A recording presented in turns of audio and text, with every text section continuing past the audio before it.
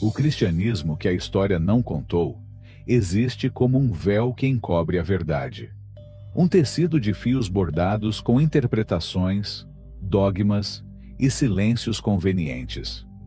A história do cristianismo, tal como foi narrada, é apenas um reflexo da sua realidade mais profunda, um eco distorcido de um ensinamento que, na sua origem, não se limitava à fé cega ou à estrutura eclesiástica.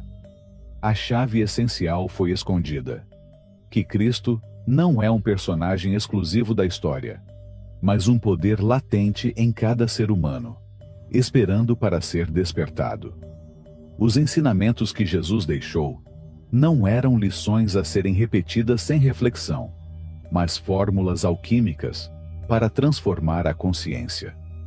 Entretanto, com o tempo, a instituição formada em seu nome transformou sua mensagem em doutrina e suas parábolas em leis fixas, esquecendo que a verdade não pode ser capturada em um único livro ou reduzida a um único dogma. Nos primeiros séculos, antes que a Bíblia como a conhecemos existisse, os discípulos aprendiam em segredo, recebendo instruções diretas sobre a natureza da alma, a transmutação do ser e a conexão com a divindade interior. Mas esses ensinamentos foram silenciados, seus textos ocultados e os portadores de seus conhecimentos perseguidos como hereges. O Evangelho de Tomé, encontrado nos manuscritos de Nag Hammadi, inclui palavras de Jesus que não aparecem nos relatos oficiais. Lá, sua mensagem é despojada de intermediários. Se você trouxer para fora o que está dentro de você, o que você trouxer para fora irá salvá-lo. Se você não trouxer para fora, o que você não trouxer para fora irá destruí-lo. Esta não é a voz de um Salvador externo exigindo obediência, mas de um professor apontando o caminho para a autossalvação. O que isto significa? Essa divindade não está lá fora, nem espera em um céu distante. Ele não é uma figura com rosto humano dando ordens de um trono. É a centelha escondida nas profundezas do ser, o Eu Sou, que quando reconhecido, desperta e transforma a realidade. Jesus ensinou claramente: o reino de Deus está dentro de vocês. Ele não apresentou isso como uma promessa futura, mas como uma verdade que poderia ser vivenciada aqui e agora. O verdadeiro cristianismo é uma ciência da consciência, um caminho que funde misticismo e poder mental. Em suas parábolas, Jesus falou não apenas de moralidade, mas da capacidade de alterar a realidade por meio de palavras e intenções. Quando ele declarou: tudo o que pedirdes em oração, crendo, recebereis, ele não estava estabelecendo uma condição arbitrária, mas explicando a operação de uma lei universal. A mente, ao focar com convicção em uma imagem interna, gera um campo vibracional que atrai a manifestação dessa imagem no mundo externo. Isto não é superstição, é a base da metafísica cristã, o conhecimento que muitas igrejas esqueceram ou preferiram ignorar. Os místicos medievais ainda conservavam fragmentos desta verdade. Mestre Eckhart, no século XIII, escreveu sobre a necessidade de esvaziar-se para permitir que Cristo nasça na alma. Deus não pode nos preencher até que nos esvaziemos. Esse ensinamento ressoa com as palavras de Jesus: se alguém quer vir após mim, negue-se a si mesmo. Mas negação aqui não significa sofrimento ou repressão, mas sim o abandono da ilusão do eu separado, a dissolução das estruturas do ego, para permitir a expansão da verdadeira essência. Nos primórdios do cristianismo, havia comunidades que entendiam esse conhecimento. Os essênios, que praticavam meditação e purificação do corpo e da mente, preparavam seus discípulos para a experiência do divino dentro de si mesmos. Entre eles, o batismo não era um simples ritual de água, mas um símbolo de renascimento interior. uma preparação para a abertura da consciência. Mas essas verdades foram substituídas por uma teologia que enfatizava a submissão e o pecado, uma estrutura que reforçava a dependência da salvação externa em vez da realização interna. Jesus foi transformado em uma figura única e inatingível, quando na realidade sua mensagem era que todo ser humano poderia fazer o mesmo que ele. Quem crê em mim também fará as obras que eu faço, e as fará maiores do que estas. Poucas frases foram mais ignoradas, e poucas contêm uma verdade tão poderosa. O cristianismo original não era uma doutrina para escravos da culpa, mas um manual de esclarecimento. Ele não nos ensinou a esperar a chegada de um reino celestial após a morte, mas sim a manifestá-lo no presente. Ele não colocou barreiras entre Deus e o homem, mas revelou sua unidade essencial. Mas para acessar essa verdade, precisamos romper com o condicionamento herdado e abrir nossas mentes para a possibilidade de que a mensagem de Cristo foi, e continua sendo, um chamado à transformação pessoal e ao despertar de um poder adormecido. Não se trata de acreditar cegamente nessas palavras, mas de vivenciá-las, porque a verdadeira fé não é um assentimento intelectual, mas a certeza que brota da experiência. E quem desperta para essa realidade não é mais um servo, mas um criador, um ser que entende que a divindade não é algo que se alcança, mas algo que, no fundo, nunca deixou de existir. Metafísica cristã que poucas igrejas conhecem. Escrito e publicado. Ouça seu subconsciente. Todos os direitos reservados. Percebemos que mais de 90% dos visitantes do nosso canal não são inscritos. Você pode apoiar este projeto clicando no botão de inscrição e curtindo o vídeo. Obrigado por nos inspirar a continuar criando mais e melhor conteúdo para você. Você está pronto para transformar sua vida? Capítulo 1. O Cristo interior, além do Jesus histórico. O tempo teceu uma vasta rede de histórias, doutrinas e simbolismos em torno da imagem de Jesus. Para alguns, ele é o tão esperado Messias. Para outros, um mestre iluminado que caminhou entre os homens, deixando um legado de amor e redenção. Contudo, além do Jesus histórico, há um mistério mais profundo. Cristo como força viva dentro do ser humano, como centelha divina que não pertence a uma única época, ou a um único povo, mas pulsa no centro de toda a existência. Desde os tempos antigos, os sábios falam dessa presença imanente, de um poder latente em cada indivíduo que, quando desperto, transforma a realidade. No Egito faraônico, falava-se do Ba, o princípio divino que descia até a alma como um reflexo do deus Ra. Na tradição védica, é conhecido como Atman, o eu superior, que é idêntico a Brahman, a consciência suprema. Nos evangelhos canônicos, esse ensinamento é expresso nas palavras de Jesus: o reino de Deus está dentro de vocês. Não é uma metáfora poética, mas uma revelação velada, um convite para olhar além da forma e reconhecer Cristo como um princípio cósmico presente em cada ser. Os místicos cristãos compreenderam esse mistério. Nos escritos de Mestre Eckhart, encontramos a afirmação de que Cristo deve nascer na alma, como aconteceu em Belém. Não basta venerá-lo como um acontecimento do passado. Seu nascimento é um evento interno, uma transfiguração que ocorre quando o ego se dissolve e abre espaço para a luz. O Evangelho de Filipe, um texto gnóstico excluído da Bíblia oficial, diz isso com ainda mais ousadia. Não chame Jesus de Cristo, mas o Cristo que viveu nele. Esta mensagem ressoa na tradição esotérica, que ensina que o estado crístico é um nível de consciência acessível a todos. Uma frequência vibracional que transforma os seres humanos em canais do divino. Um antigo conto indiano conta a história de um menino que nasceu com a capacidade de se lembrar de todas as suas vidas passadas. À medida que envelhecia, sua sabedoria confundia os mais velhos, pois ele falava com a certeza de alguém que viu o fluxo eterno da existência. Um dia, enquanto olhava seu reflexo em um lago, ele percebeu que não era apenas seu corpo ou sua mente, mas algo mais vasto, algo que não podia ser tocado pelo tempo. Seu professor olhou para ele e disse: "Você viu o Cristo em você, mas ainda precisa incorporá-lo. Este é o verdadeiro desafio.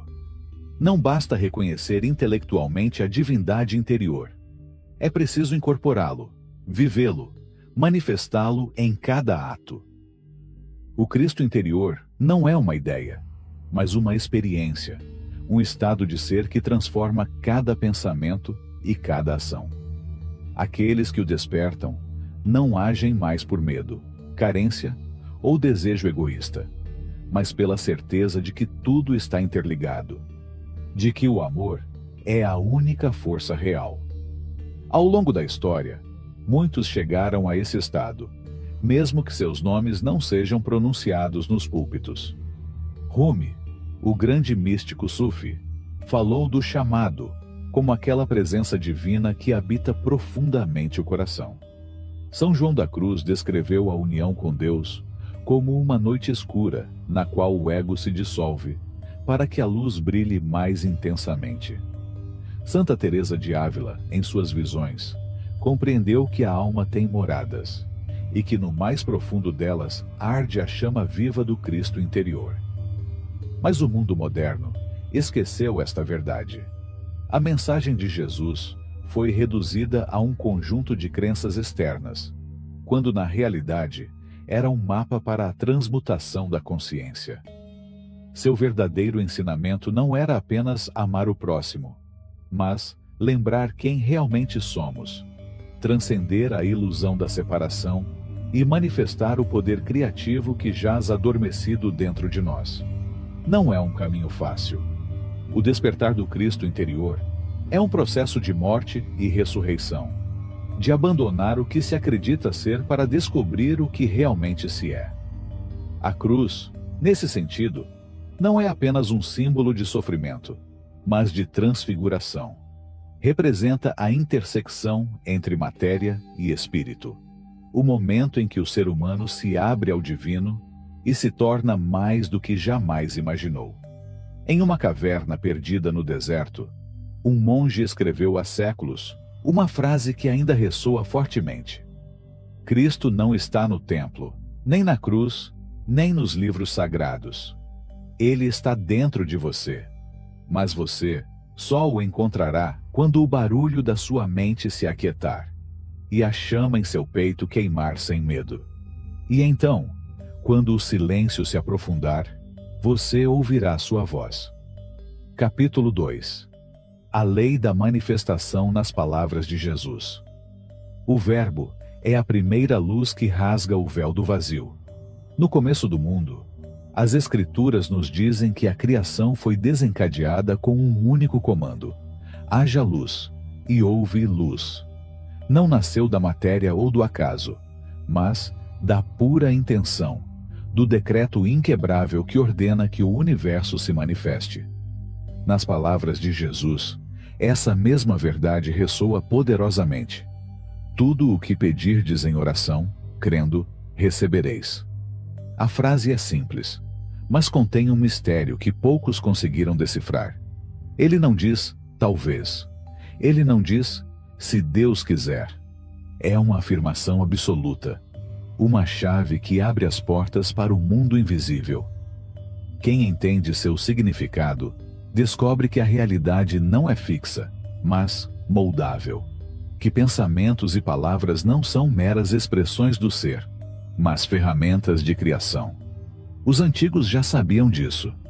No Egito, os sacerdotes de Amon sussurravam orações secretas que eram consideradas fórmulas de vida.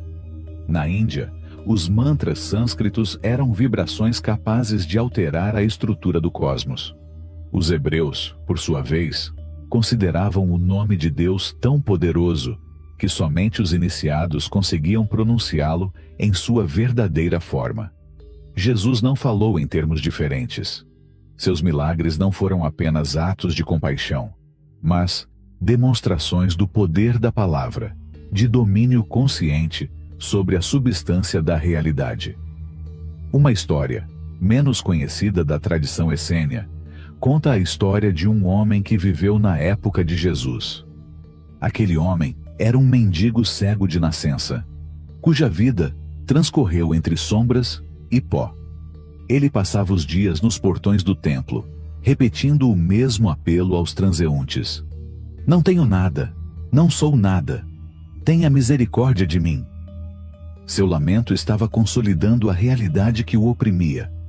Suas palavras não eram uma descrição de sua vida, mas os blocos de construção dela.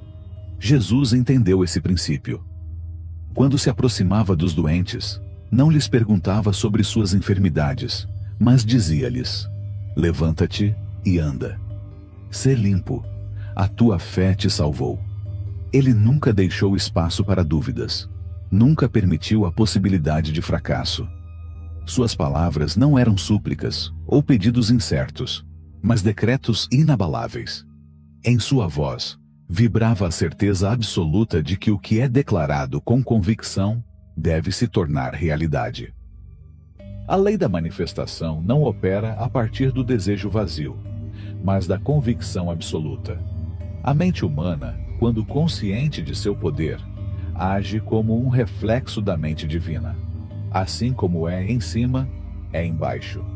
É por isso que Jesus insistiu na fé, não como um mero sentimento, mas como o combustível que dá vida à palavra.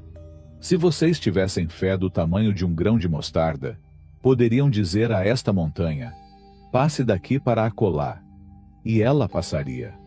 Aqui está a chave. Não diz: "Peça a Deus para movê-lo." Não diz: "Espere a montanha decidir se mover." Ele diz: "Você dirá." É o verbo que desencadeia a criação. A ordem clara, sem dúvida. Os evangelhos gnósticos levam esse ensinamento ainda mais longe. No evangelho de Tomé, Jesus diz: "Aquele que busca não deve cessar de buscar até que encontre. Quando encontrar, ficará perturbado. Quando estiver perturbado, ficará maravilhado e reinará sobre tudo." Aqui, nos é dada a progressão do despertar. Primeiro a busca, depois a perturbação. Porque encontrar a verdade muitas vezes abala os fundamentos do mundo, e finalmente o espanto, quando o poder da palavra e a intenção se tornam evidentes. Nos escritos dos antigos cabalistas, há um princípio que ressoa com este ensinamento. O universo é um espelho que reflete de volta o que você projeta nele. Nada vem sem razão. Nada é imposto de fora. O que um ser humano mantém em sua mente e profere com seus lábios é o que se torna seu mundo. Jesus sabia disso, e é por isso que ele não ensinou resignação, mas afirmação. É por isso que ele nunca pediu aos seus discípulos que se curvassem diante da adversidade, mas sim que transformassem sua realidade com o poder de sua fé e de sua palavra. Porque a palavra é a primeira luz, porque cada palavra que é dita, com certeza é um eco daquela voz que no princípio ordenou que a luz existisse. Talvez a criação nunca tenha terminado. Talvez haja luz ainda ressoe no universo. Talvez cada vez que um ser humano declara sua verdade com certeza, ele esteja participando dessa mesma obra primordial. E se isso for verdade, então que palavras você escolherá para criar seu mundo? Capítulo 3. O poder do Eu Sou e o segredo do nome de Deus. O universo foi tecido com palavras. Desde tempos imemoriais, as civilizações entenderam que o som não apenas comunica, mas também gera. O que é falado com certeza torna-se existência. Os deuses antigos Não davam nomes às coisas por capricho. Ao nomeá-los, eles os trouxeram à existência. Na tradição hebraica, o ato de nomear é um gesto de poder, um vínculo que une a criação com sua essência. Mas há um nome que não é um mero som, mas uma chave, uma vibração que, quando pronunciada com conhecimento, desbloqueia os fundamentos da realidade. Eu sou não é apenas uma declaração, é a revelação do núcleo divino que sustenta tudo o que existe.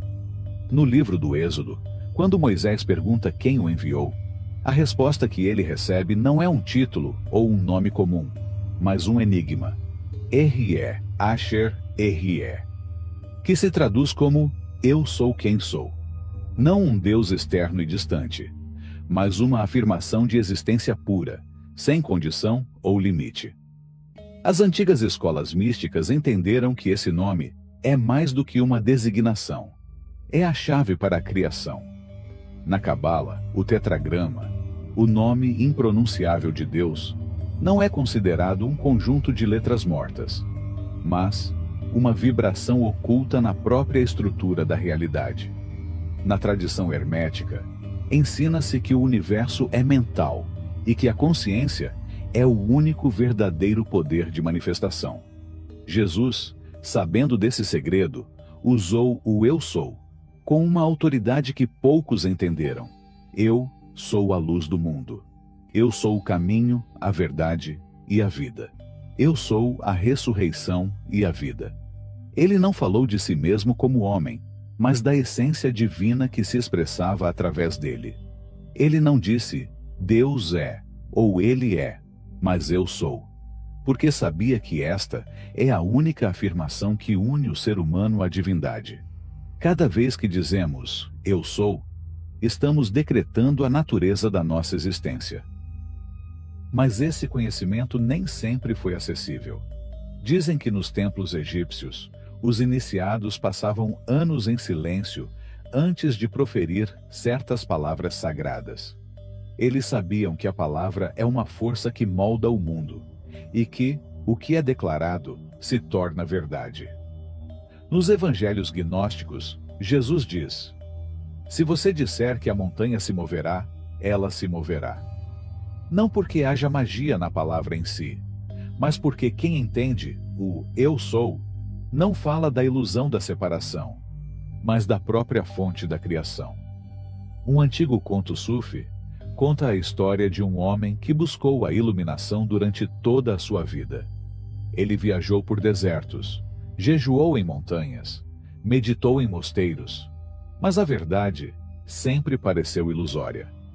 Um dia, ele conheceu um velho que lhe disse, tudo o que você procura já está dentro de você, mas você continua se chamando por nomes que não lhe pertencem.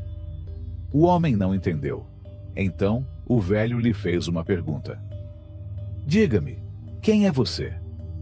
O buscador começou a responder com seu nome, sua linhagem, sua história. Mas o velho o interrompeu. Não. Diga-me quem você é sem me contar seu passado, sem descrever seu corpo, sem falar sobre o que você faz. O homem ficou em silêncio, e naquele momento, ele entendeu. O poder do eu sou não está no ego ou na personalidade, mas na essência. No momento em que é falado sem acréscimos, sem condições, o véu da ilusão é quebrado e a verdade é acessada. Portanto, quando Jesus disse eu sou, ele não falou a partir de sua identidade terrena, mas da consciência eterna que habita em cada ser. Nas tradições mais antigas, ensina-se que quem se lembra do seu verdadeiro nome recupera o seu poder. Mas esse nome não é uma palavra secreta ou um título divino concedido por outros. É a pura consciência do ser. No Evangelho de Tomé, Jesus diz, quando vocês se conhecerem, então serão conhecidos e perceberão que são filhos do Pai vivo. O verdadeiro segredo não é que Deus existe, mas que você existe. A divindade não se encontra em um templo distante, mas na certeza da sua própria existência. E se eu sou é a chave para a criação. Então, cada vez que você fala essas palavras, você está moldando sua realidade. O que você disser depois disso se tornará sua verdade. Você dirá, eu sou fraco, ou eu sou poderoso. Você dirá, eu sou insuficiente, ou eu sou infinito. No princípio, o Verbo criou o mundo, e neste momento, continua a criá-lo. O que você está dizendo? Capítulo 4. Os milagres de Jesus como métodos de transmutação espiritual. O verdadeiro milagre não é a alteração da matéria, mas a transformação da consciência. Nas histórias de Jesus, os milagres não eram meros atos sobrenaturais para surpreender a multidão. Cada um deles continha um ensinamento mais profundo, uma chave para a transmutação do ser. Essas eram manifestações simbólicas que revelavam o poder oculto dentro do homem. Um lembrete de que a divindade não é algo estranho, mas uma presença viva dentro de cada ser. Na tradição esotérica, a transmutação sempre esteve no centro do caminho espiritual. Os alquimistas falavam em transformar chumbo em ouro, mas aqueles que conheciam os mistérios sabiam que o processo era interno, a transmutação do eu comum no eu divino. Jesus operou sob a mesma lei. Seus milagres eram evidências de que a realidade externa poderia ser moldada pela intenção, mas somente quando uma verdadeira transformação interna fosse alcançada. Um dos milagres mais simbólicos foi a transformação da água em vinho nas bodas de Caná. Na superfície, é um ato de generosidade, mas na raiz, é a transmutação do comum em sagrado, da matéria em espírito. Nos textos herméticos, a água sempre representou a substância primordial, a matéria sem forma, enquanto o vinho simboliza a essência divina, a elevação da substância ao seu potencial mais elevado. Com esse ato, Jesus demonstrou a capacidade de cada ser humano de refinar sua natureza, de elevar o ordinário ao sublime. Os antigos místicos entendiam que cada milagre relatado nos evangelhos era, na realidade, uma metáfora para um processo interno. Quando Jesus andou sobre as águas, ele não estava desafiando a física. Ele estava demonstrando o domínio do espírito sobre a instabilidade da mente humana. As águas representam o subconsciente, as emoções flutuantes, os medos e desejos que arrastam o indivíduo de um lugar para outro. Aquele que aprende a andar sobre as águas é aquele que conquistou seu mundo interior, que não se deixa arrastar pelas correntes do ego, nem pelas sombras do medo. Pedro tentou segui-lo, mas, hesitando, afundou. Um princípio fundamental está oculto aqui. Somente aqueles que mantêm uma fé inabalável em sua própria divindade podem permanecer na água sem serem devorados por ela. Outro milagre com um significado oculto é a multiplicação dos pães e peixes. Superficialmente, é um ato de provisão, mas seu ensinamento vai além da nutrição física. No simbolismo esotérico, o pão representa o conhecimento espiritual e o peixe, a intuição divina. Jesus não distribuiu alimento material, mas expandiu a consciência daqueles que o seguiram, multiplicando o entendimento naqueles que estavam prontos para recebê-lo. Nos primeiros séculos do cristianismo, os iniciados entendiam esse mistério, e por isso, o peixe foi um dos primeiros símbolos dos cristãos secretos. Não era apenas um sinal de identificação, mas uma alusão à comida escondida, ao conhecimento que não era para todos, mas para aqueles que tinham olhos para ver. E então, há a ressurreição de Lázaro. Dentre todos os milagres, este é o que melhor representa o processo de transmutação espiritual. Lázaro estava morto há 4 dias. Seu corpo já cheirava mal. Sua essência havia afundado nas profundezas do esquecimento. Jesus não apenas o chamou pelo nome, mas ordenou: Lázaro, vem para fora. Ele não pediu a Deus que o ressuscitasse. Ele não orou por um favor divino. Ele decretou a vida com a certeza absoluta de quem sabe que a morte é apenas uma ilusão. Este milagre contém o ensinamento de que todo ser humano pode despertar de sua própria morte interior, que não importa o quão fundo tenha caído na inconsciência, sempre há a possibilidade de renascimento. Os antigos alquimistas falavam de solve et coagula, a dissolução do falso eu e a reconstituição do eu divino.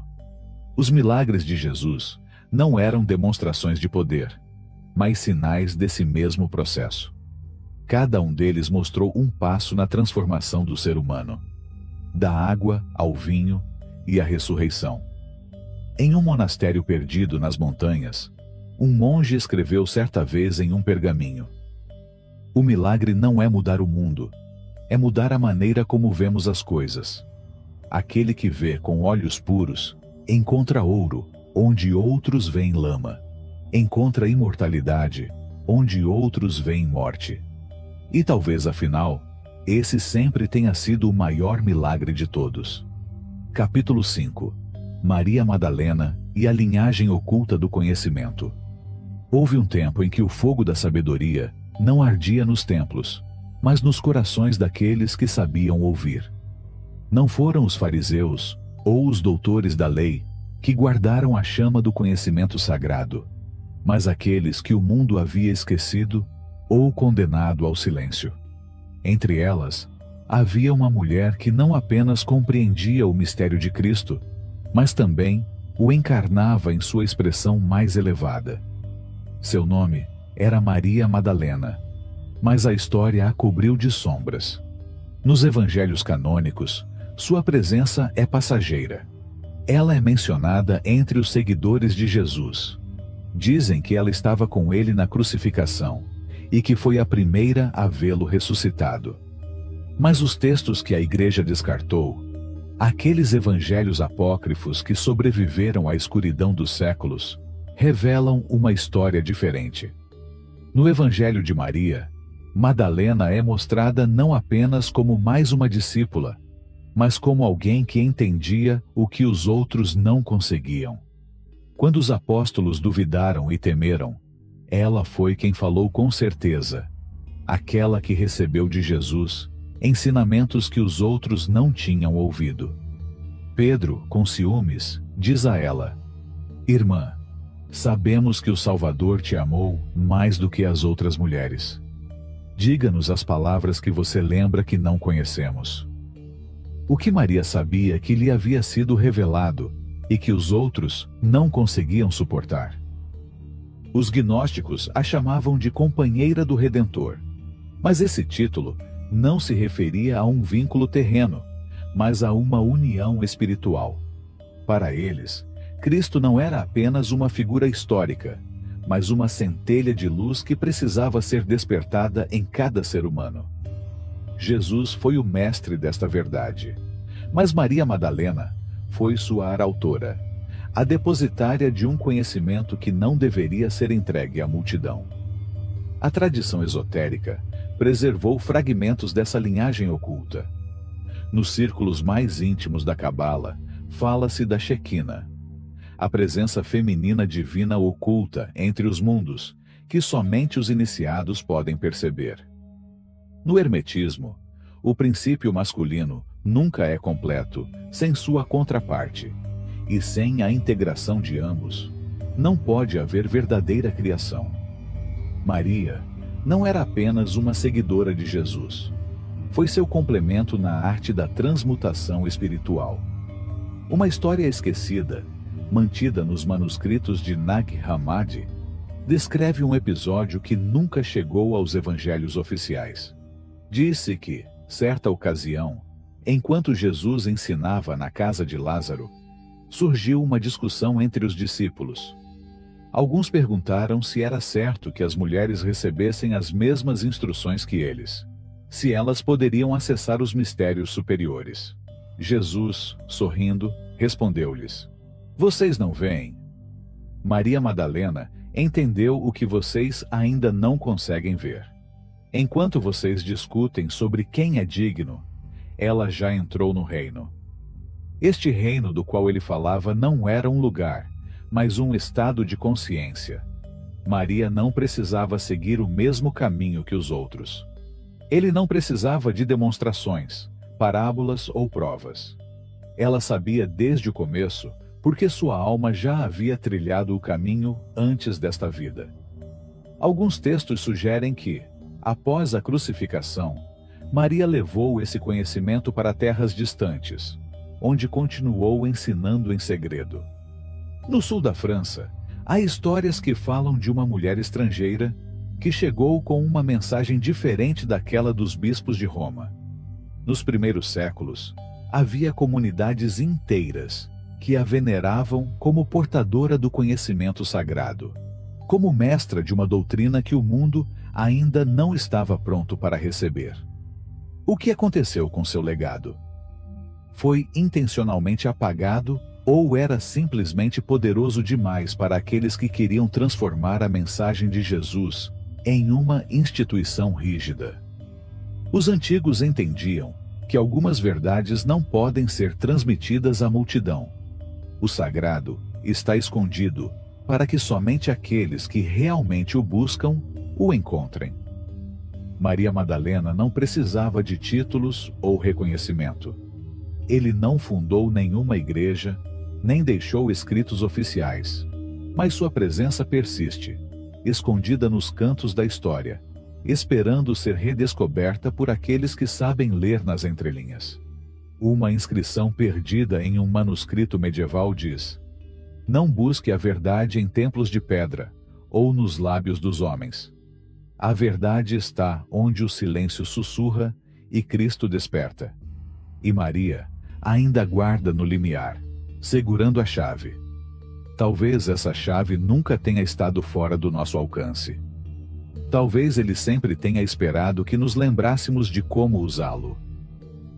Capítulo 6. O Apocalipse e o caminho da ascensão espiritual. O Apocalipse não é o fim do mundo, mas o fim da ilusão. Não é a destruição da matéria, mas a dissolução da escuridão interna. Foi interpretado como um conto de terror, um castigo divino que cairá sobre a humanidade. Mas na realidade, é um mapa simbólico da transformação da alma. A palavra Apocalipse vem do grego Apocalipsis, que não significa catástrofe, mas revelação. É o levantar do véu que esconde a verdade, a queda das sombras que nos mantiveram adormecidos. João de Patmos, o visionário que o escreveu, não estava narrando uma história de terror, mas deixando um guia criptografado para aqueles prontos para transcender o mundo da matéria e entrar na plenitude do Espírito.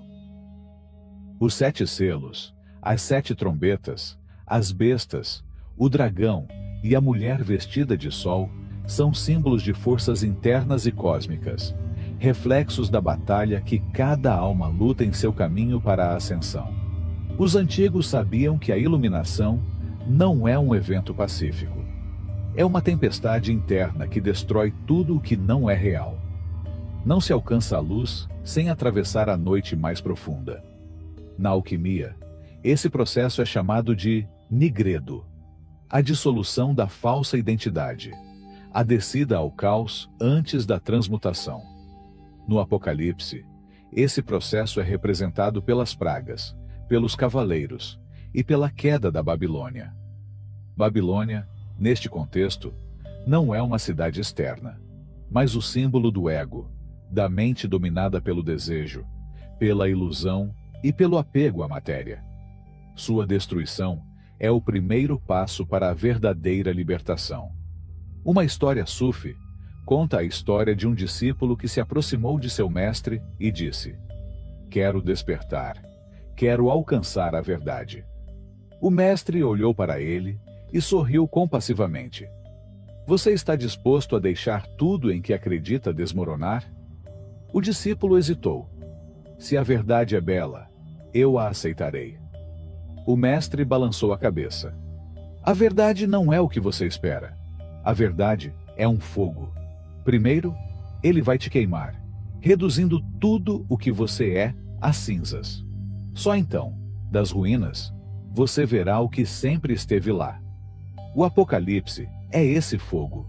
O fogo purificador que não deixa pedra sobre pedra no templo da ilusão. É a guerra entre o velho eu e o novo eu. Quando os 4 cavaleiros cavalgam, eles não são punições divinas, mas manifestações do karma, as forças que destroem tudo o que impede o despertar. O dragão que persegue a mulher vestida de sol é o mesmo adversário que todo buscador enfrenta quando se aproxima da luz. É o último teste antes da redenção. Mas a mulher não está derrotada. É levado para um lugar seguro, protegido pelo poder celestial. Isso representa a promessa de que, embora o processo de transformação possa ser doloroso, aqueles que o passam com fé e perseverança serão elevados a um estado mais elevado. E então, vem a visão da Nova Jerusalém, a cidade de ouro e cristal, onde não há noite nem necessidade do sol, porque a luz de Deus ilumina todas as coisas. Esta não é uma cidade literal, mas o estado final da alma iluminada, o retorno à origem, a reintegração com a fonte. Os gnósticos ensinavam que a criação é um ciclo de queda e ascensão. A alma desce à matéria, esquece sua divindade, mas um dia ela desperta e começa a jornada de volta. Essa jornada não é fácil. Ela é cheia de provações, tempestades e sombras que tentam desviar o caminhante. Mas aqueles que persistem, aqueles que não se deixam vencer pelo medo, chegam ao fim do caminho e veem a luz que sempre os esperava. Em um texto antigo, escondido entre os papiros do deserto, há uma frase que resume o verdadeiro significado do Apocalipse. Não tema o fim, pois não é um fim. É o amanhecer do que você sempre foi. Talvez não estejamos esperando o Apocalipse. Talvez já estejamos nisso. E a única pergunta que importa é: estamos prontos para acordar? Capítulo 7. Satanás, o ego e o verdadeiro significado da queda. O inimigo não é um ser com chifres e um tridente, mas a voz interior que sussurra dúvida e medo no fundo da alma. Satanás não é uma entidade separada à espreita nas sombras, mas um reflexo do ego, quando este esquece sua origem. A queda não foi de um anjo rebelde nos céus, mas do ser humano dentro de si mesmo. Desde os tempos antigos, as religiões representam a luta entre a luz e a escuridão, a ordem e o caos. Mas poucos entendem que essa batalha não acontece em um plano externo, mas no coração de cada indivíduo. Na mitologia cristã, Lúcifer é o portador da luz que, em seu orgulho, é lançado nas profundezas. Na tradição sufi, Iblis é o anjo que se recusa a se curvar diante de Adão, e, portanto, é condenado ao exílio. Nos textos gnósticos, o demiurgo é o criador do mundo material, uma divindade menor que se acredita suprema e aprisiona as almas na prisão da ilusão. Todas essas histórias apontam para a mesma coisa. A queda é o esquecimento da verdadeira identidade, a desconexão da alma de sua origem divina. O ego, em sua essência, não é mau. É a estrutura que nos permite operar no mundo, o veículo através do qual a consciência experimenta a dualidade. Mas quando o ego esquece sua natureza transitória e acredita ser o único centro da existência, ele se torna o adversário, o obstáculo que impede o despertar. A palavra Satanás vem do hebraico ha-Satan, que significa o adversário. Não é um ser demoníaco, mas qualquer força que se opõe ao crescimento espiritual. Jesus entendeu esse princípio quando foi levado ao deserto por 40 dias. Lá, ele enfrentou a tentação, não de um demônio externo, mas de sua própria mente. Se você é o Filho de Deus, transforme estas pedras em pães, sussurrou a voz. Era a dúvida, o desejo de usar seu poder para propósitos egoístas. Jogue-se para fora do templo, e os anjos o apoiarão. Era o anseio por validação, o desejo de ser reconhecido como algo mais que um homem. Curvem-se. Tudo isso será seu. Era a sede de poder, a armadilha do poder corruptor.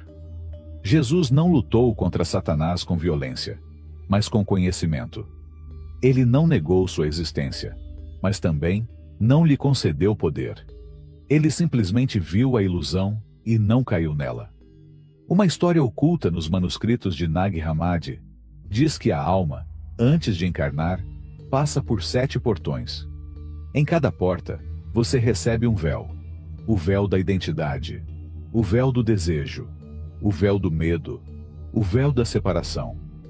Ao chegar ao mundo, a alma esqueceu sua origem e acredita ser um ser isolado, cercado de inimigos. Este é o verdadeiro significado da queda. Não é a condenação de um anjo, mas a descida da consciência à matéria. A ilusão de que somos corpos e não luz. Mas se a queda é esquecimento, a redenção é memória. Não se trata de lutar contra Satanás, mas de reconhecê-lo como a sombra criada pela mente. Não se trata de negar o ego, mas de iluminá-lo, integrando-o como um servo, e não como um mestre. Na tradição hermética, o diabo é considerado Deus, visto através dos olhos do medo. Não existem duas forças separadas, apenas uma energia que se manifesta de maneiras diferentes, dependendo do estado de consciência. No nível mais baixo, essa energia é ego desenfreado, resistência à mudança, identificação com a matéria. Em seu nível mais alto, é a força criativa, a vontade pura que molda o universo. Um antigo manuscrito cabalístico contém um aviso: quem teme o adversário lhe dá poder. Quem o ignora cai em sua armadilha. Somente aquele que o reconhece e o transcende se torna livre. Talvez Satanás nunca tenha estado em guerra com Deus. Talvez sempre tenha sido apenas um espelho. E nesse espelho, o que você vê? Capítulo 8. O número 666 e a prisão da matéria.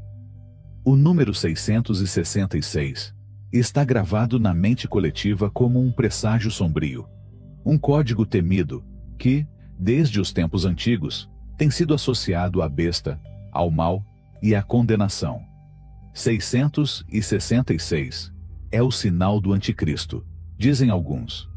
É a marca do fim, dizem outros. Mas, como tantas outras verdades escondidas por trás do véu do medo, seu verdadeiro significado se perdeu nas sombras.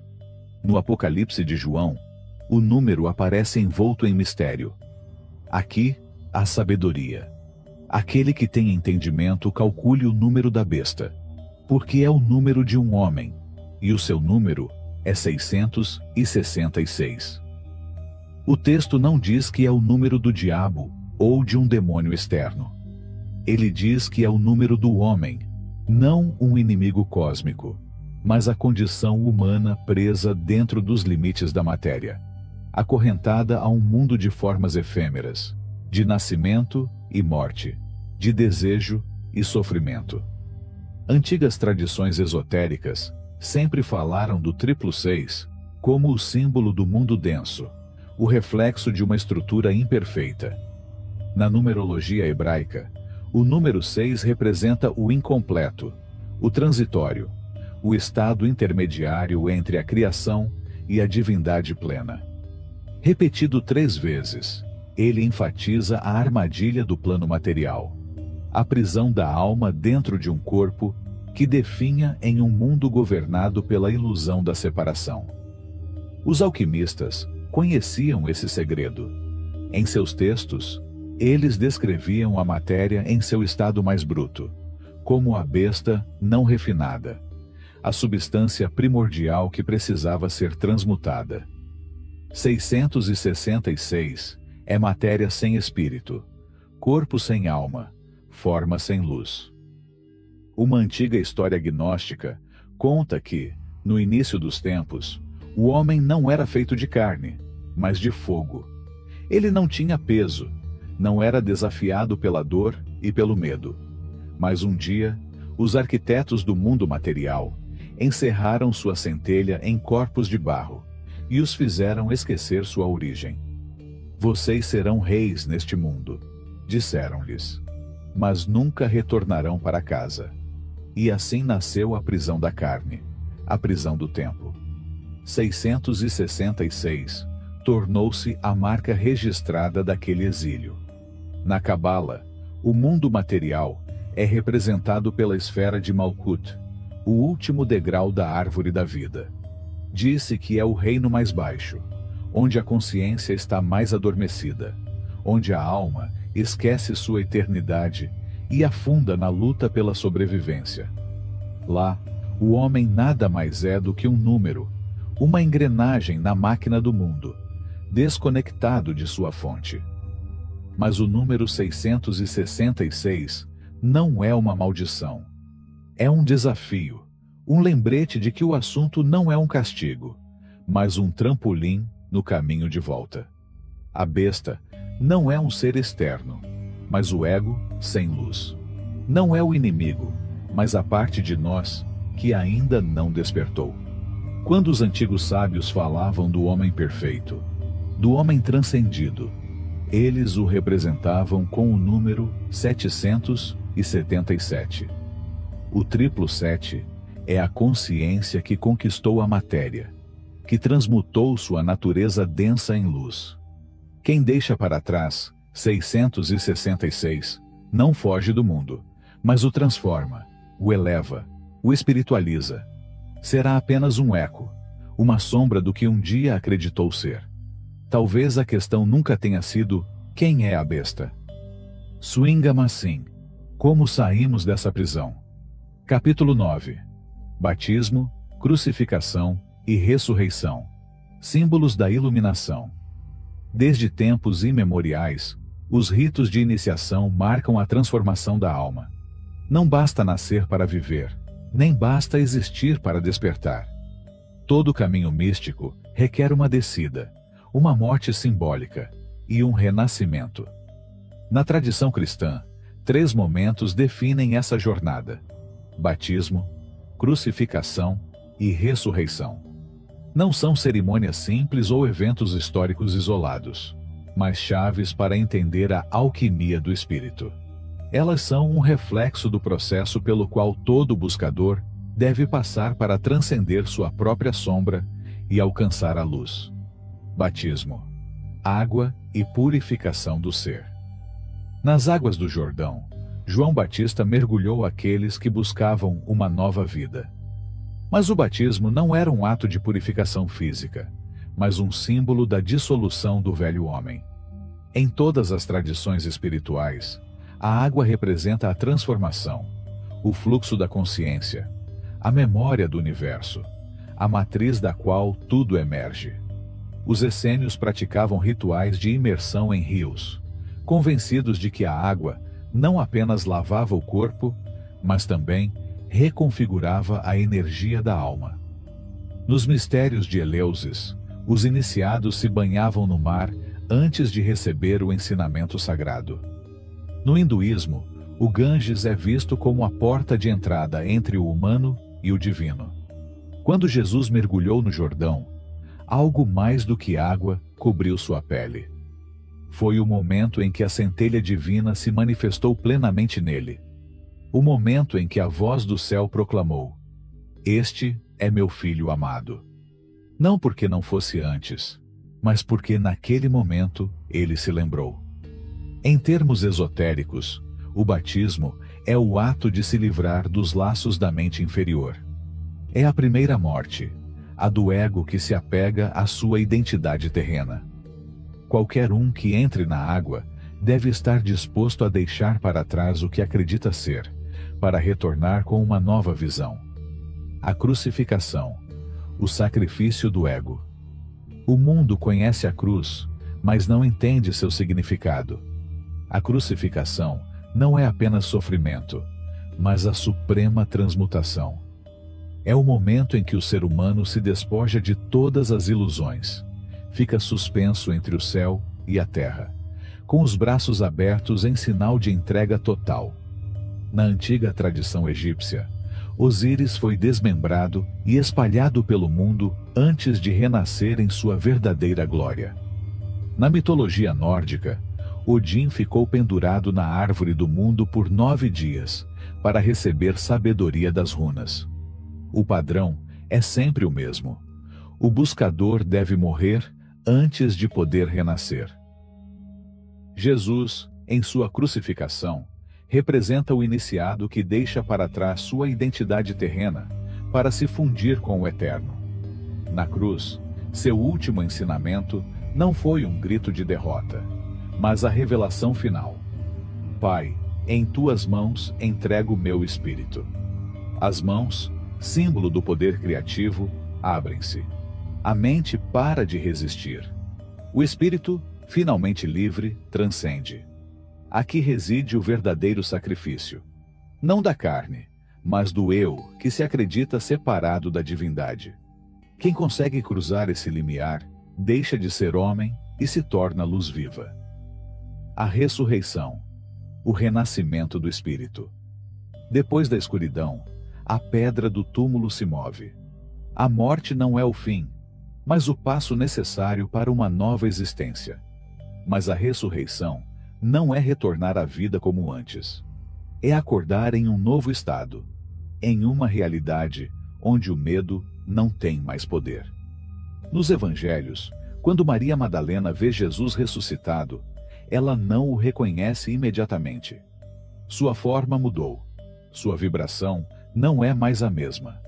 Esta não é uma ressurreição física no sentido comum, mas a manifestação de um ser que transcendeu a matéria.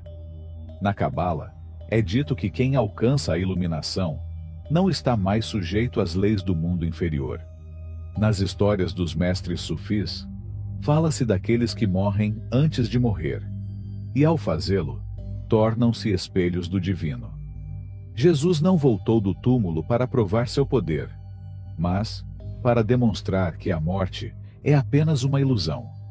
Nos textos gnósticos, a ressurreição não é vista como um milagre isolado, mas como o destino de todos que se lembram de quem realmente são. O caminho do iniciado. Batismo, crucificação e ressurreição não são eventos externos, mas sim portas internas. Cada um de nós, em algum momento de nossas vidas, deve mergulhar nas águas da mudança, carregar a cruz do desapego e, finalmente, ressurgir como uma versão mais pura de nós mesmos. Um pergaminho antigo, encontrado em um monastério esquecido, continha uma inscrição: a morte não é o fim, mas a ponte. Aquele que atravessa sem medo, desperta. Aquele que desperta, nunca mais dorme. Talvez a questão nunca tenha sido: seremos ressuscitados?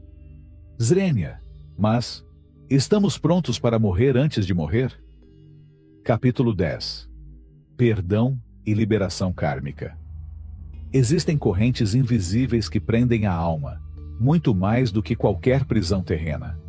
São fios sutis que nos mantêm presos no ciclo do sofrimento, que nos arrastam repetidamente para as mesmas dores, os mesmos rostos, os mesmos destinos. Essas correntes não são feitas de ferro, mas de memórias não curadas, de emoções que se recusaram a ser liberadas naquele momento. O mundo chama isso de ressentimento, amargura, culpa. Mas em tradições espirituais mais antigas, isso é conhecido como karma, o eco do que não foi compreendido, a repetição de uma lição ainda não aprendida. Os hindus explicam isso como a lei de causa e efeito, a justiça que não precisa de juízes, porque cada ação carrega consigo seu próprio destino. Os budistas o veem como o espelho da alma, refletindo em cada vida o que ficou inacabado na vida anterior. E Jesus em seu ensinamento mais profundo, falou do perdão não como um ato moral, mas como o único caminho para a verdadeira liberdade. Perdoa as nossas dívidas, assim como nós perdoamos aos nossos devedores. Nesta simples frase da oração do Senhor, existe um princípio oculto. Não diz, livre-nos da culpa sem condições, ou tire a dor sem que façamos nada.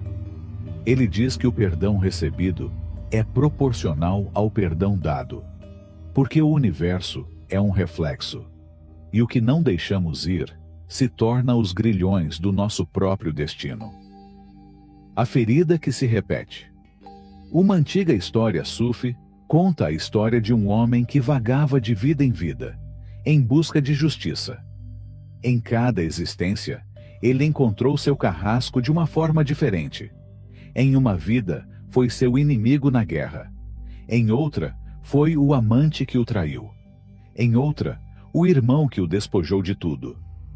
Toda vez que ele morria, ele retornava ao mundo com a mesma sede de vingança, apenas para descobrir que a história estava se repetindo com outra face, com outro cenário. Finalmente, em uma de suas vidas, quando ele finalmente teve seu inimigo à mercê, ele levantou sua espada e a deixou cair. Algo em sua alma entendeu que a luta era interminável, que o verdadeiro triunfo não estava na vingança, mas em quebrar o ciclo. Naquele momento, ele sentiu um peso sendo tirado de seu peito, e quando fechou os olhos, soube que nunca mais encontraria aquele inimigo. Porque karma não é punição, mas repetição. Não é uma dívida imposta de fora, mas um reflexo do que a consciência continua a reter. E o perdão é a chave que abre a porta de saída. Jesus e a alquimia do perdão. Quando Jesus, já crucificado, olhou para seus algozes e disse: Pai, perdoa-lhes, porque não sabem o que fazem. Ele não estava demonstrando fraqueza. Ele estava realizando a alquimia mais elevada, a transmutação da dor em libertação. Não por eles, mas por si mesmo. Porque o perdão não é um presente para o outro, mas para quem o dá. Textos esotéricos sugerem que toda vez que alguém nos machuca, há uma conexão anterior, uma história da qual não nos lembramos. Não é uma simples coincidência. Cada ferida é uma oportunidade para quebrar um antigo vínculo ou reforçá-lo com mais ressentimento. Quando alguém nos trai, quando alguém nos humilha, quando alguém tira o que mais amamos, temos duas opções: nos tornar escravos da ferida ou transmutá-la em sabedoria. Aquele que guarda rancor diz: você me machucou, não vou esquecer. Aquele que entende diz: eu atraí esta situação, eu a libero. Não significa justificar o mal nem permitir a injustiça. Significa reconhecer que o que não é abandonado se arrasta, que o que não é curado se repete. O último ato de liberdade. Em um monastério perdido nas montanhas, conta-se que um homem sábio, à beira da morte, reuniu seus discípulos e lhes disse: eu cometi muitos erros. Eu amei e machuquei. Vocês me amaram e me machucaram. Mas antes de partir, eu só desejo uma coisa: deixar tudo isso ir. Ele fechou os olhos e, com seu último suspiro, sussurrou: nada me prende. Estou em paz. Dizem que seu corpo desapareceu, como a fumaça de uma vela apagada, que sua alma não deixou rastros na roda da existência, que ele nunca teve que retornar. Talvez o céu não seja um lugar, mas um estado. Talvez a verdadeira libertação não esteja no que obtemos, mas no que deixamos ir. E se isso for verdade, então a única questão é: quanto mais queremos carregar? Capítulo 11. A segunda vinda de Cristo como um despertar coletivo. Durante séculos, a humanidade aguardou seu retorno. Os profetas falaram de um dia em que o céu se abrirá e a figura radiante de Cristo descerá com poder e glória, separando os justos dos ímpios, pondo fim à era do sofrimento. Nos corações dos fiéis, esta promessa brilhou como uma chama na escuridão. Mas, e se a profecia não se referir a um evento externo? E se a segunda vinda de Cristo não for a chegada de um Salvador das nuvens, mas o despertar da divindade dentro de cada ser humano? As Escrituras antigas estão cheias de pistas que foram mal interpretadas. No Evangelho de Lucas, Jesus diz: o reino de Deus não virá com sinais visíveis, nem dirão, aqui está, ou ali está, porque o reino de Deus está dentro de vocês. Essas palavras foram repetidas, mas raramente compreendidas. Se o reino não é um lugar externo, mas um estado interno, então a segunda vinda de Cristo não é um retorno físico, mas uma ativação coletiva da consciência crística. O Cristo cósmico e o despertar da humanidade. Nos ensinamentos gnósticos, Cristo não é apenas um homem, mas uma consciência universal. Não é propriedade de uma única religião, nem está confinada à figura histórica de Jesus. É o princípio da luz dentro da alma, o mais alto estado de percepção. No Evangelho de Tomé, atribuído às palavras de Jesus, é dito: quando fizeres o interior como o exterior, e o exterior como o interior, e o de cima como o de baixo, então entrarás no reino. Os antigos místicos ensinavam que o verdadeiro despertar não ocorre isoladamente. É um processo que, uma vez iniciado em um indivíduo, se espalha como uma chama acesa em um campo seco. À medida que uma consciência se ilumina, sua vibração afeta as outras, como um fogo que acende outras tochas. Este conceito não é exclusivo do cristianismo esotérico. No hinduísmo, fala da chegada da Era do Despertar, a transição de Kali Yuga, a Era das Trevas, para Satya Yuga, a Era da Verdade. No budismo, o conceito de Bodhisattva implica que aqueles que alcançam a iluminação não a usam para escapar do mundo, mas para ajudar os outros a se lembrarem de sua verdadeira natureza. O Apocalipse como revelação, não como um fim. A palavra Apocalipse foi traduzida como destruição, mas seu significado original é revelação. Este não é um julgamento final em que os céus caem, mas um despertar coletivo em que o véu da ilusão cai. Quando Jesus disse: vocês serão transformados num piscar de olhos, ele não estava falando de um cataclismo, mas de uma mudança de percepção. Os sábios dos tempos antigos sabiam que a humanidade está presa em um sono profundo, uma realidade ilusória, onde ela acredita estar separada da fonte. A segunda vinda não é a chegada de um Salvador externo, mas a ativação da consciência de unidade. O professor que não voltou numa nuvem. Um conto tibetano conta a história de um monge que esperava ansiosamente a reencarnação de seu mestre. Dizia-se que quando o mestre retornasse, ele traria sabedoria e paz, e todos o reconheceriam. Os anos se passaram, e o monge envelheceu sem sinais de retorno. Um dia, enquanto meditava no topo de uma montanha, ele teve uma visão. O rosto de seu mestre estava refletido em cada ser humano que ele conhecia. No olhar do mendigo, no riso de uma criança, nas lágrimas de uma mãe. Naquele momento, ele entendeu. O mestre não retornaria em forma física, porque ele nunca havia partido. Ele esteve presente o tempo todo, esperando que o discípulo abrisse os olhos. A nova humanidade. Se a segunda vinda de Cristo é um despertar coletivo, então a chave não é olhar para o céu, mas olhar para dentro. Não se trata de esperar por um milagre externo, mas de se tornar o milagre. Um manuscrito essênio, encontrado nas cavernas de Qumran, dizia: quando a humanidade se lembrar de sua origem, o Filho do Homem se manifestará em cada coração. Então o céu e a terra não serão mais separados, e não haverá mais espera. Talvez Cristo nunca tenha partido. Talvez ela sempre tenha estado aqui, incorporada em cada ato de compaixão, em cada despertar silencioso, em cada alma que se lembra de sua verdadeira luz. E se isso for verdade, a única pergunta que importa é: quando abriremos os olhos? Capítulo 12. Os segredos da última ceia. Pão, vinho e energia espiritual. Numa sala iluminada por lamparinas a óleo, o mestre partiu o pão e ergueu o cálice.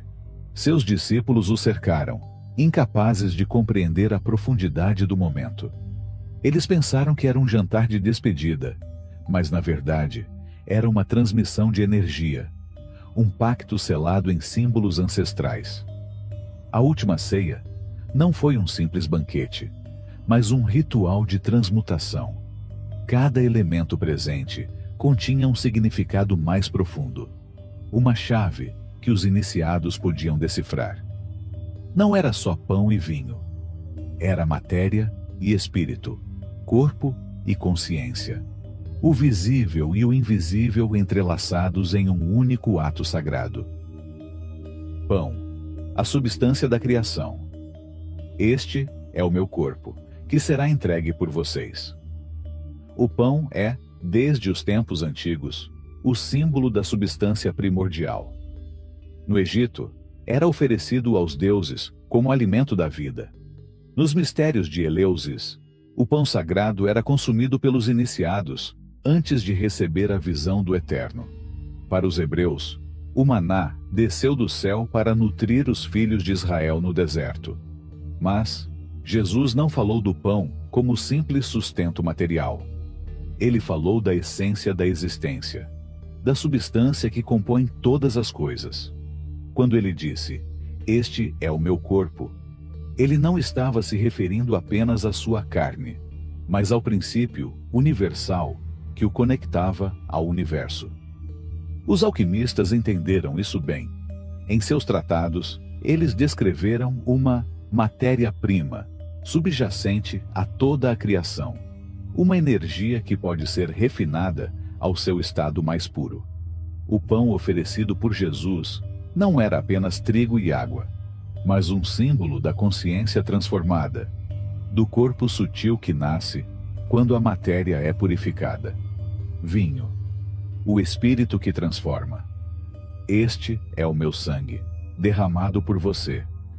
O vinho sempre foi o líquido da transfiguração. Nos rituais dionisíacos, era bebido para abandonar o mundo comum e entrar em estados de êxtase divino. Na Cabala, o vinho representa a energia que flui dos mundos superiores para a existência humana. Mas na última ceia, Jesus não estava falando do vinho como uma simples bebida. Ele falou do fogo interior, da centelha divina que habita em cada ser. Seu sangue não era apenas sua linhagem, mas a energia vital que circula em toda a criação. Os místicos entenderam que quando alguém bebe conscientemente do vinho sagrado, está absorvendo mais do que líquido. Você está aceitando a transformação, permitindo que a energia espiritual purifique seu interior e eleve sua consciência. Em textos gnósticos, disse que Jesus sussurrou aos seus discípulos: "Se beberem do meu cálice, beberão do conhecimento oculto. Se comerem do meu pão, nunca conhecerão a morte." Porque o verdadeiro alimento não é físico, mas vibracional. O ritual de transmissão de energia. O que aconteceu na última ceia foi mais do que um encontro. Foi uma transmissão de códigos espirituais. Um ato no qual a energia do Cristo foi impressa naqueles que estavam preparados para recebê-la. Os grandes mestres da história realizaram rituais semelhantes. No hinduísmo, prasad é um alimento abençoado por um sábio, e disse que quem o consome absorve a vibração do mestre. No sufismo, o derviche recebe o encorajamento do guia espiritual como um sopro de iluminação. Jesus não estava apenas compartilhando uma refeição. Ele estava programando a consciência de seus discípulos para o despertar. O pão era a estrutura, a forma. O vinho era o movimento, a essência. Ambos eram necessários para completar a alquimia da alma, o legado oculto. Depois da ceia, os discípulos não eram os mesmos. Algo dentro deles havia mudado, mesmo que não entendessem completamente. A energia do Mestre estava impressa neles. As histórias nos contam que, anos após a ascensão de Jesus, quando seus seguidores se reuniam em segredo, eles repetiam o mesmo gesto: partir o pão e compartilhar o vinho, não como um simples lembrete, mas como uma forma de reativar sua conexão com a luz. Quem sabia entendia que não era um ato simbólico. Era uma ponte entre o humano e o divino. O silêncio após o último gole. Em um monastério perdido, um pergaminho antigo continha uma inscrição misteriosa. Quando o pão é puro, ele se torna luz. Quando o vinho é compreendido, ele se torna fogo. Quem une ambos, deixa de estar dormindo. Talvez a última ceia nunca tenha terminado. Talvez isso continue acontecendo em cada alma que desperta. E a única pergunta que resta é: estamos prontos para beber? Capítulo 13. Oração, meditação e conexão com a fonte. O silêncio é a linguagem da alma. No barulho do mundo, na tempestade de pensamentos que cobre a mente como um véu espesso, o homem se esqueceu de como ouvir. Você acha que rezar é falar e meditar é esvaziar-se, mas a verdade é mais profunda. Ambas são portas para a fonte, caminhos diferentes que levam ao mesmo destino. Desde tempos imemoriais, os buscadores entenderam que a divindade não é encontrada no exterior, mas nas profundezas do ser. Jesus disse claramente: quando você orar, entre no seu quarto, feche a porta e ore a seu Pai, que está em secreto. Este ensinamento não se refere apenas a um lugar físico, mas a um retiro interior. A um retorno ao santuário, onde a voz do Espírito nunca deixou de falar. Os essênios meditavam ao amanhecer, de frente para o sol nascente, porque sabiam que a luz externa é apenas um reflexo da luz interna. Os monges do deserto buscavam a oração incessante, um estado em que cada respiração se tornava um diálogo com Deus. Os místicos sufis giravam em transe, perdendo-se na dança da existência, até desaparecerem na presença divina. Mas o que é oração? E o que é meditação? A frase, a vibração do verbo. A oração não é um apelo, mas uma afirmação. Não é um ato de carência, mas de comunhão. Quando Jesus nos ensinou a orar, ele não disse: Senhor, dá-nos o que precisamos, mas sim: seja feita a tua vontade. Pois ele sabia que a vontade divina é a harmonia perfeita, o fluxo do universo em sua plenitude. Os antigos mestres conheciam o poder da palavra falada. Na tradição hebraica, o nome de Deus era impronunciável, porque não era um nome, mas uma vibração. No hinduísmo, o som Om é o eco primordial, a energia que sustenta todas as coisas. Nos evangelhos gnósticos, Jesus diz: peça sem medo, e lhe será dado. Fale com certeza, e lhe será revelado.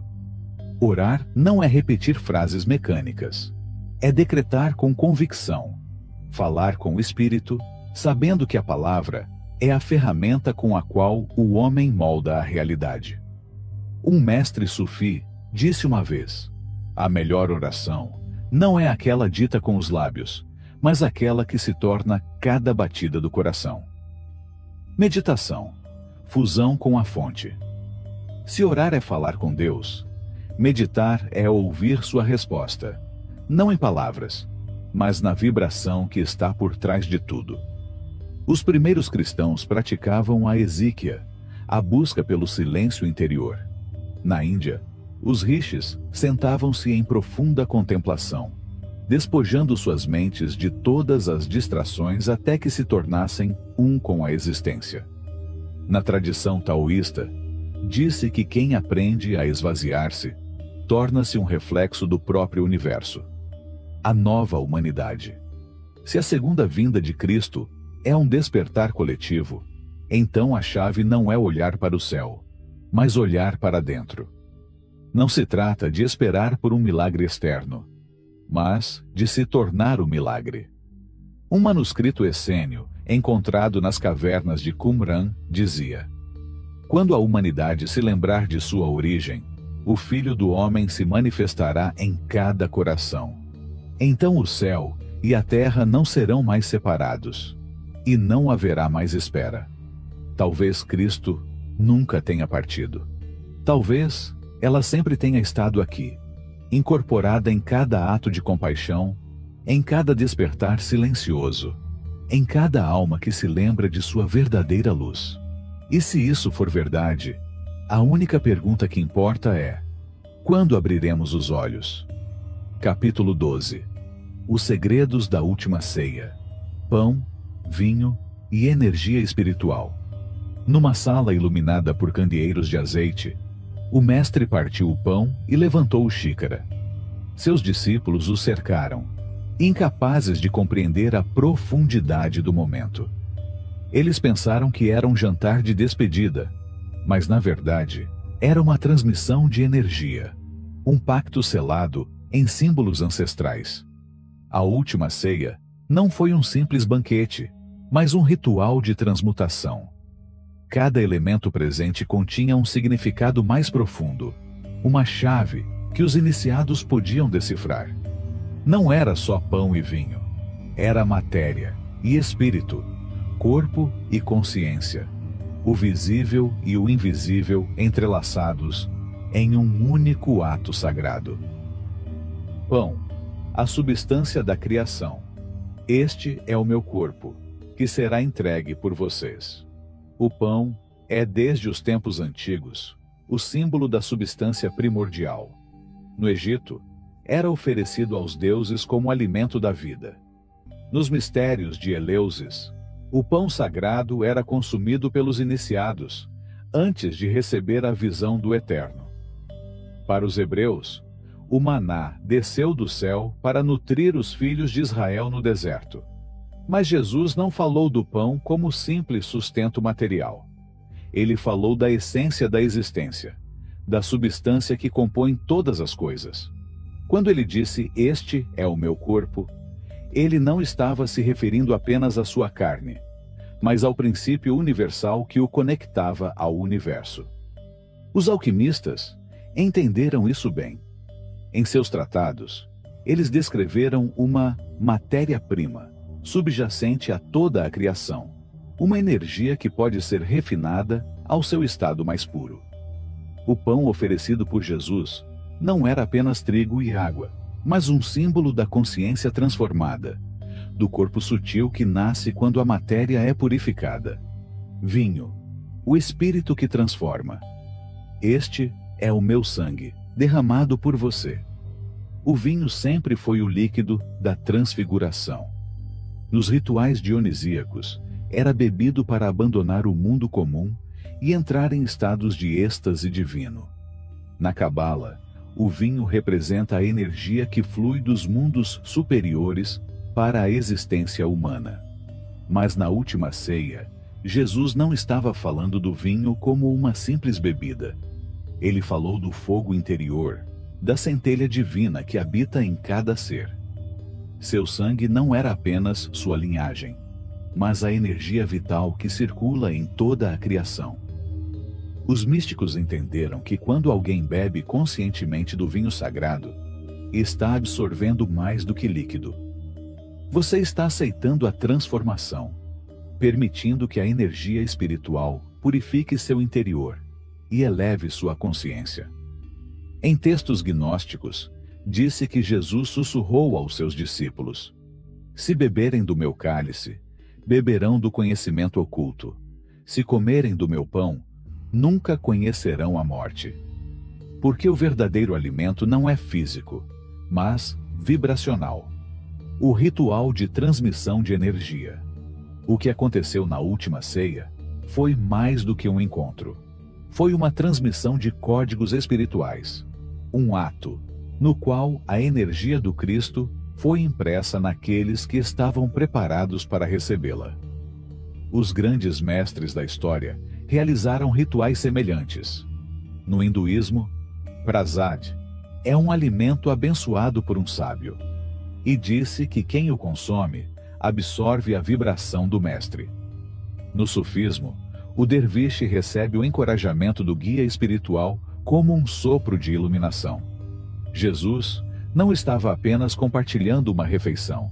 Ele estava programando a consciência de seus discípulos para o despertar. O pão era a estrutura, a forma. O vinho era o movimento, a essência. Ambos eram necessários para completar a alquimia da alma. O legado oculto. Depois da ceia, os discípulos não eram os mesmos. Algo dentro deles havia mudado, mesmo que não entendessem completamente. A energia do Mestre estava impressa neles.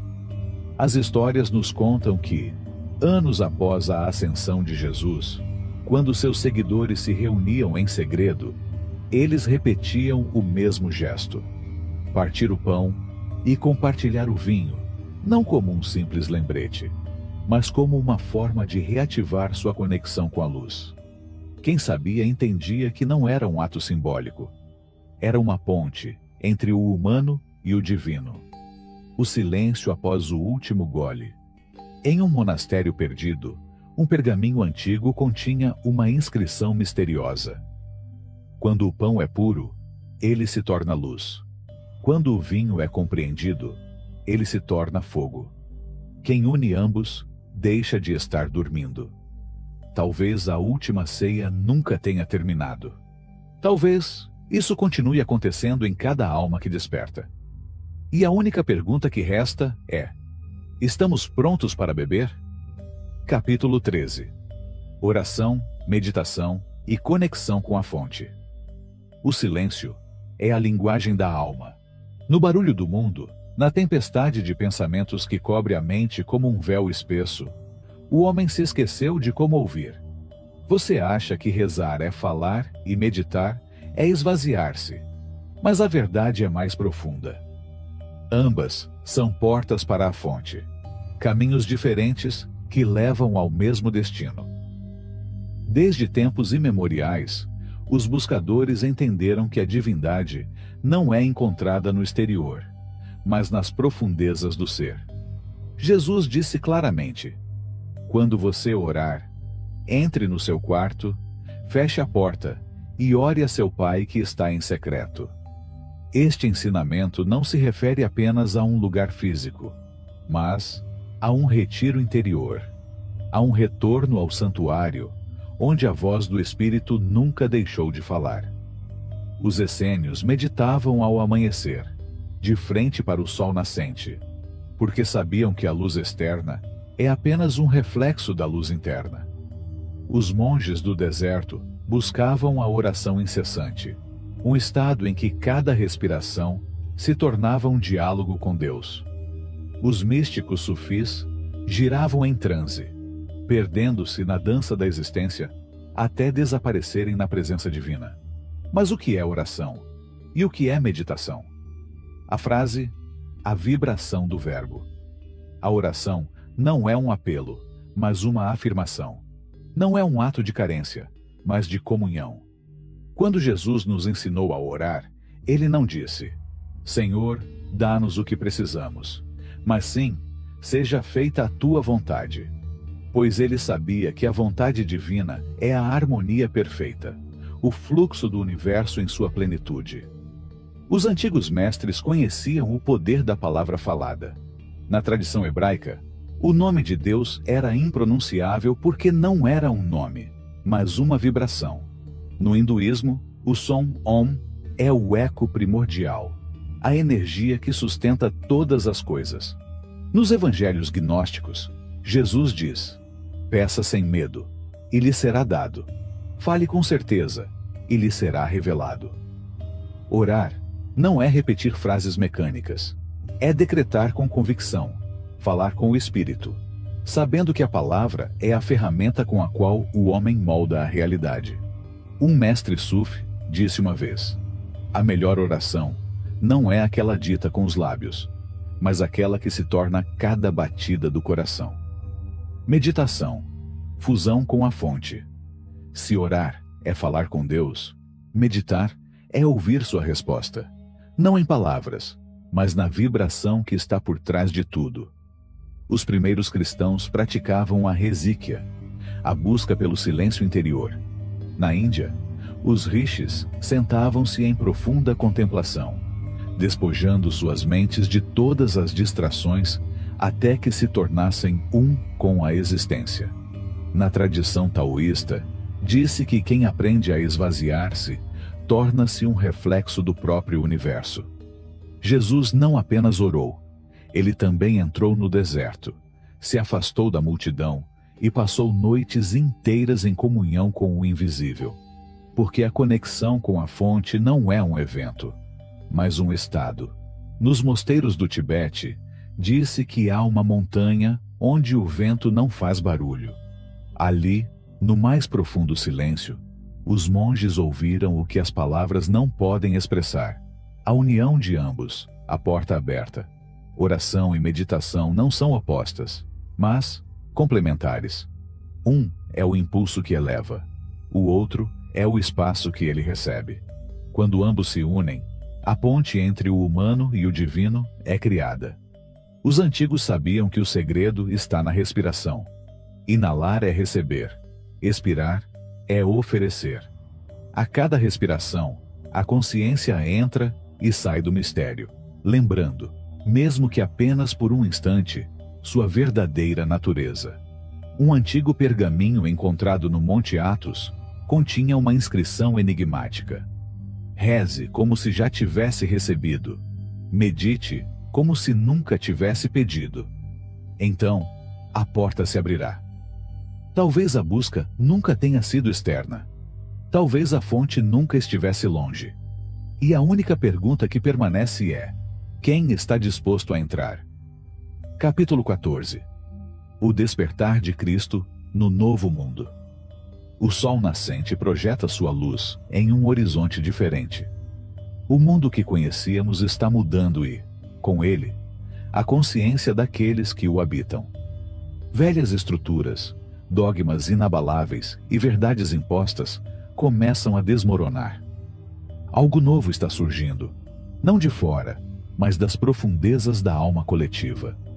O Cristo está despertando, não como uma figura distante retornando dos céus, mas como uma centelha viva dentro de cada ser humano. Não é o retorno de um homem, mas a manifestação de uma consciência que sempre esteve presente, aguardando o momento em que os véus da ilusão cairiam. O Cristo interior, além da história. Os antigos sábios ensinavam que Cristo não é meramente um indivíduo, mas um princípio eterno, uma força que está latente no âmago do ser. No Evangelho de Tomé, Jesus diz: o reino está dentro de vocês e fora de vocês. Quando vocês se conhecerem, então serão conhecidos e perceberão que são filhos do Pai vivo.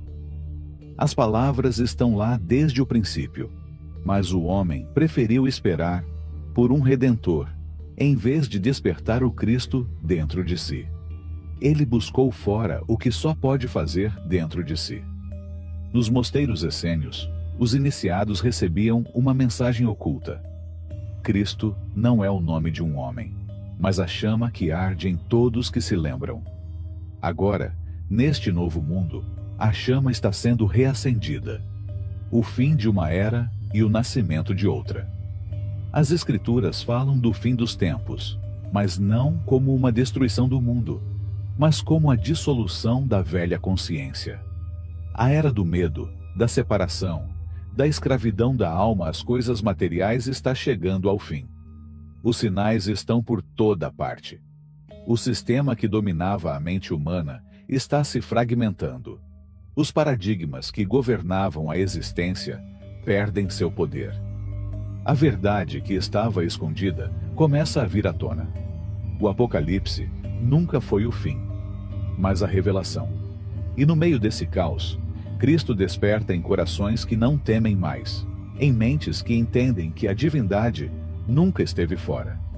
O Cristo do novo mundo, uma consciência unificada. Na tradição védica, fala-se do advento de um novo ciclo, onde o homem deixará de se ver como uma entidade isolada e reconhecerá sua unidade com tudo o que existe. No budismo, Maitreya, o Buda do futuro, não será um único ser iluminado, mas toda a humanidade alcançando a iluminação. Jesus falou da videira e dos ramos. Eu sou a videira. Vocês são os ramos. Permaneçam em mim, e eu permanecerei em vocês. Esta não é a mensagem de um Messias buscando seguidores, mas de uma consciência que busca despertar em cada alma. Quando Cristo despertar completamente na humanidade, as diferenças de credo, raça e nação deixarão de ter sentido. Entender-se-á que o divino não pertence a um único povo ou a uma única fé, mas é a essência de tudo o que existe. O homem que sonhou com o Cristo vivo. Os sufis contam a história de um homem que passou a vida inteira esperando a chegada do Salvador. Ele se recusou a viver plenamente, pois todos os dias ele acordava esperando que o grande mestre descesse dos céus e mudasse o mundo com seu poder. Uma noite, em um sonho, ele viu uma luz que o cegou.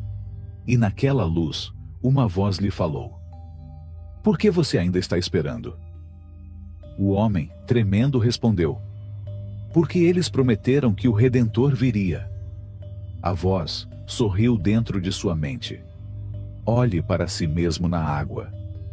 O homem se inclinou sobre um lago cristalino e viu seu próprio reflexo. Mas ele não era mais o mesmo. Seus olhos brilhavam com uma luz dourada. Sua pele irradiava um brilho que eu nunca tinha visto antes. E então ele acordou e nunca mais esperou. O despertar que já começou. Cristo não virá nas nuvens.